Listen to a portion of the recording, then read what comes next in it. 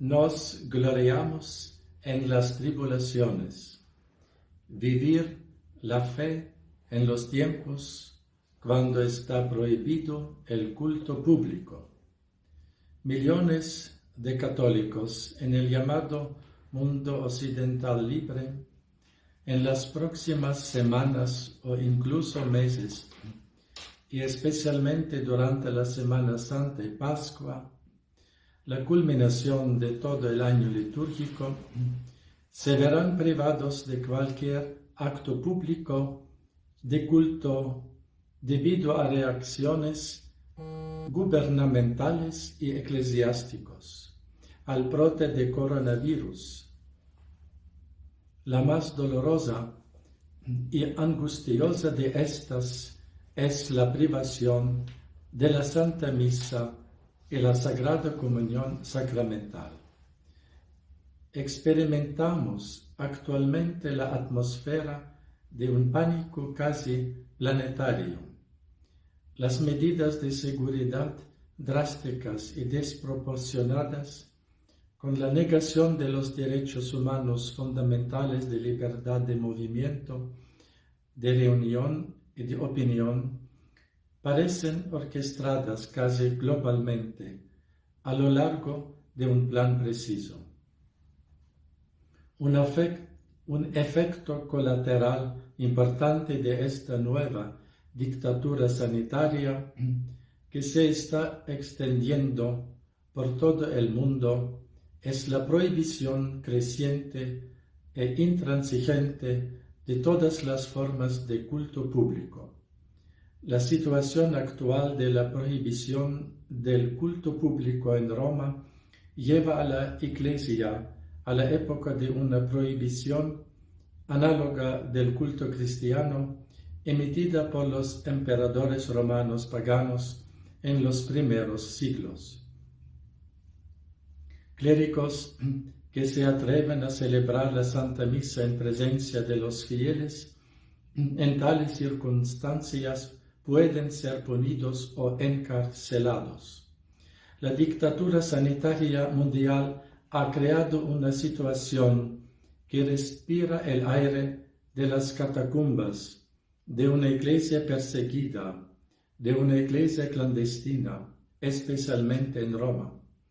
El Papa Francisco, quien el 15 de marzo solitario y con pasos vacilantes caminó por las calles desiertas de Roma en su peregrinación desde la imagen del Salus Populi Romani en la iglesia de Santa Maria Maggiore hasta la Cruz Milagrosa en la iglesia de San Marcello, transmitió una imagen apocalíptica.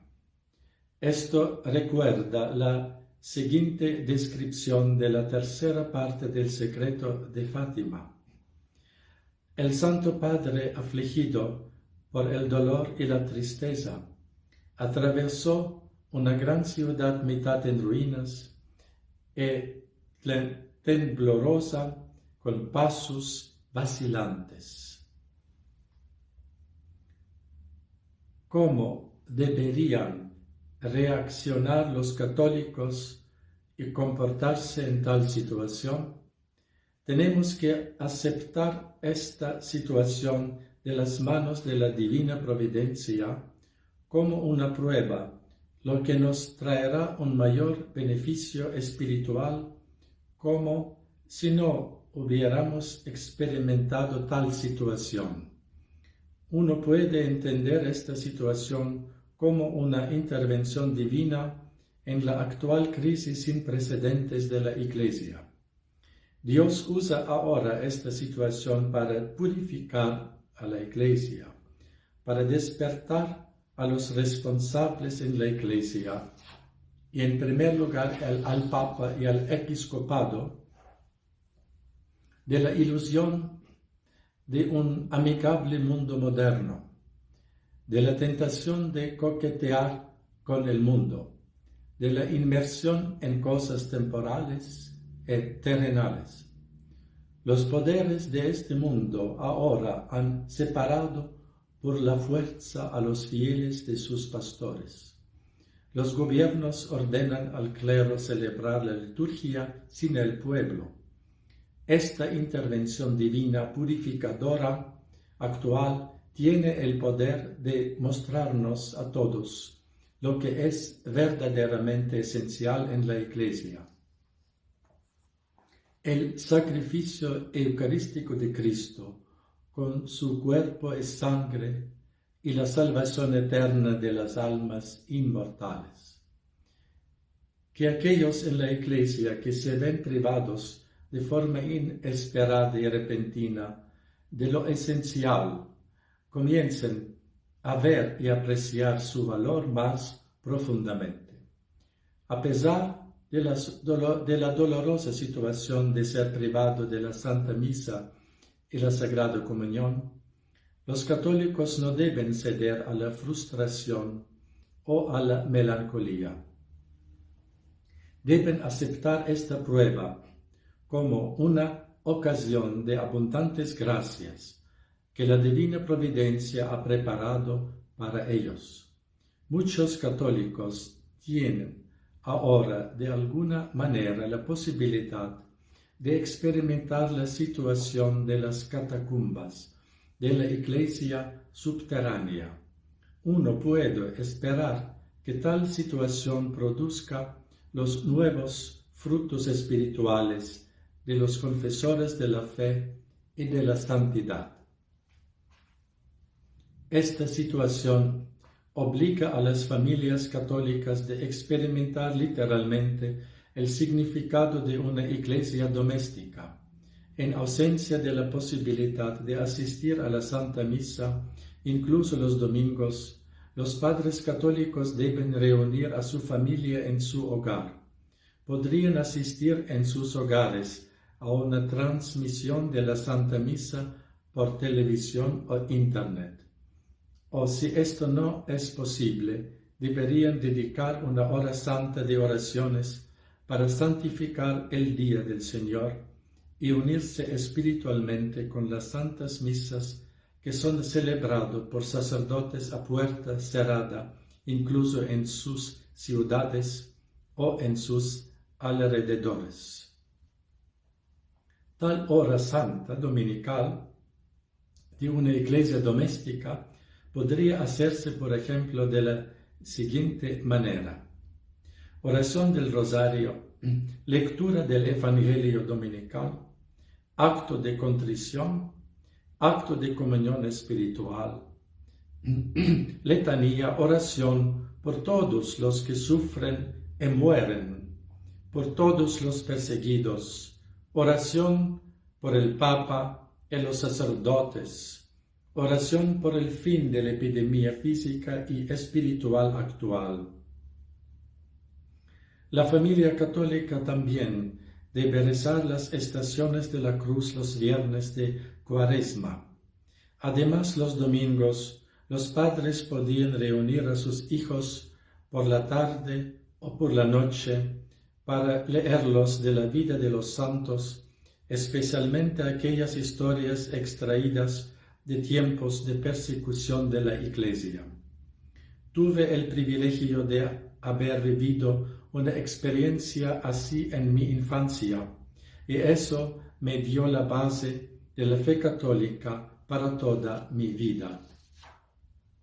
Los católicos que ahora están privados de asistir a la Santa Misa y recibir la Sagrada Comunión sacramentalmente, quizás solo por un corto tiempo de algunas semanas o meses, pueden pensar en estos tiempos de persecución donde los fieles durante años no pudieron asistir a la Santa Misa y recibir otros sacramentos, como fue el caso, por ejemplo, durante la persecución comunista en muchos lugares del Imperio Soviético. Que las siguientes palabras de Dios fortalezcan a todos los católicos que actualmente sufren la privación de la Santa Misa y la Sagrada Comunión. Dalla prima carta de San Pedro.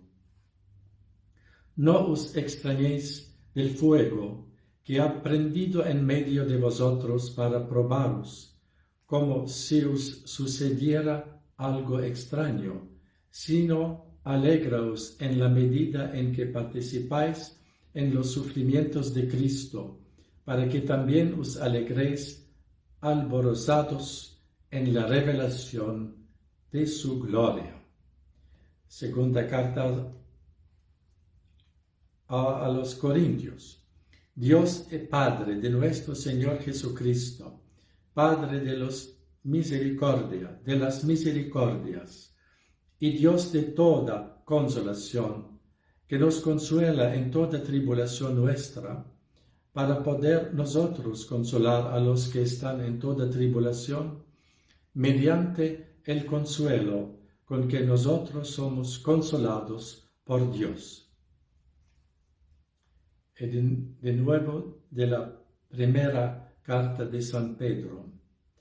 Por lo cual reposáis de alegría, aunque sea preciso que todavía por algún tiempo seáis afligidos con diversas pruebas, a fin de que la calidad probada de vuestra fe, más preciosa que el oro perecedero que es probado por el fuego, se convierta en motivo de alabanza, de gloria y de honor en la revelación de Jesucristo.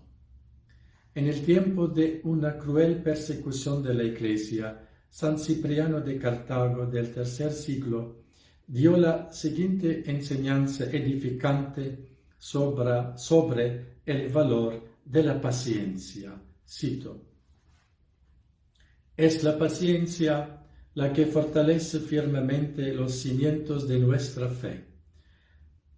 Es esto lo que eleva en alto el aumento de nuestra esperanza. Es esto lo que dirige nuestro hacer, para que podamos retener el camino de Cristo mientras caminamos por su paciencia. Cuán grande es el Señor Jesús, y cuán grande es su paciencia, que el que es adorado en el cielo aún no se vengó en la tierra. Queridos hermanos, consideremos su paciencia en nuestras persecuciones y sufrimientos. Demos una obediencia llena de expectación de su venida.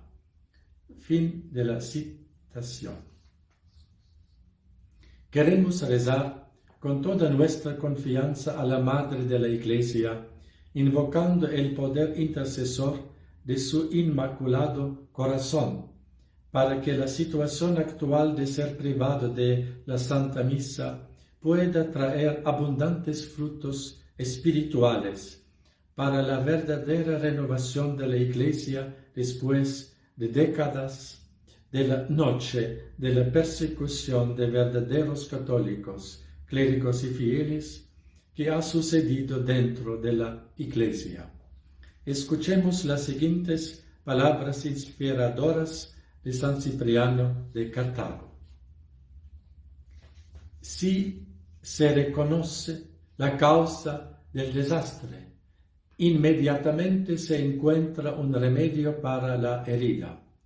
El Señor ha deseado que su familia sea probada, y debido a que una larga paz había corrompido la disciplina eclesiástica que nos había sido entregada divinamente, la reprensión celestial ha despertado nuestra fe, que estaba adormecida, y casi dije que dormía, y aunque merecíamos más por nuestros pecados, el Señor más misericordioso ha moderado tanto todas las cosas, que todo lo que ha sucedido parece más una prueba que una persecución. Fin de la citación. Dios conceda que esta breve prueba de la privación del culto público y de la Santa Misa inculquen en el corazón del Papa y de los obispos un nuevo celo apostólico por los tesoros espirituales perennes que se les ha sido confiado divinamente, es decir, el celo por la gloria y el honor de Dios, por la unicidad de Jesucristo y su sacrificio redentor, el celo por la centralidad de la Eucaristía y su forma sagrada y sublime de celebración, por la mayor gloria del cuerpo eucarístico de Cristo, el celo por la salvación de las almas inmortales, el celo para un clero casto y con espíritu apostólico. Que escuchemos las siguientes palabras de aliento de San Cipriano de Cartago. Se deben dar alabanzas a Dios, y sus beneficios y dones deben celebrarse dando gracias, aunque incluso en el momento de la persecución nuestra voz no ha dejado de dar gracias a Dios, porque ni siquiera un enemigo tiene tanto poder como para impedirnos que amamos al Señor con todo nuestro corazón, nuestra vida y nuestra fuerza. Declarar sus beneficios y alabanzas siempre y en todas partes dándole gloria. Ha llegado el día fervientemente deseado por las oraciones de todos, y después de la terrible y repugnante oscuridad de una larga noche, el mundo ha brillado, irradiado por la luz del Señor.